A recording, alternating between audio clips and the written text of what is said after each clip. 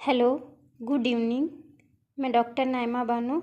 आज मैं आपके लिए एक ऐसा टॉपिक लेकर आई हूँ जो आपके लिए बहुत ज़रूरी है।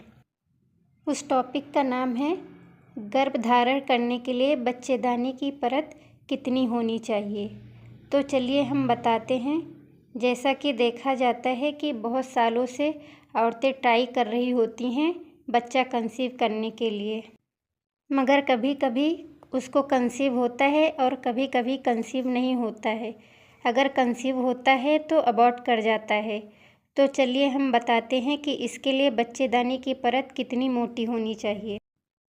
जब नॉर्मली पीरियड आता है तो उस टाइम एंडोमेट्रियम की लाइनिंग 3 से 4 mm होती है। यानी जिस समय पीरियड आते हैं उस समय एंडोमेट्रियम की लाइनिंग झड़ रही होती है, तो उस टाइम 3 से 4 mm होती है।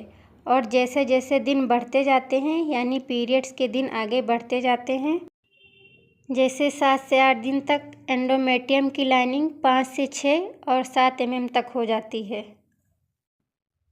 पीरियड्स के 14th डे या 15th डे पर आपके एंडोमेट्रियम की लाइनिंग 6.5 प्लस से लेकर 10 mm या 11 mm होना चाहिए।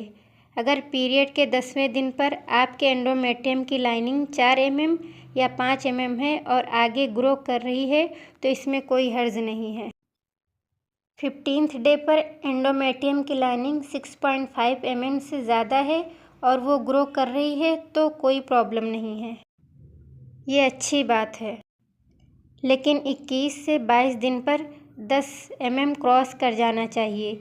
जब पीरियड्स के 27 या 28 या 25 दिन हो जाते हैं तो उस समय एंडोमेट्रियम की लाइनिंग 12 mm होती है।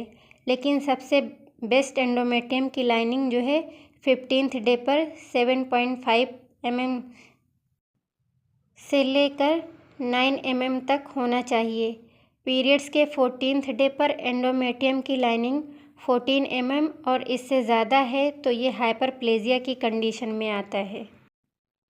तो हम आपको ये बता दें कि अगर 14th mm तक है तो भी आप नहीं कंसीव कर पाएंगी, और अगर 6.5 mm से कम है एंडोमेट्रियम की लाइनिंग तो भी आप कंसीव नहीं कर पाएंगी।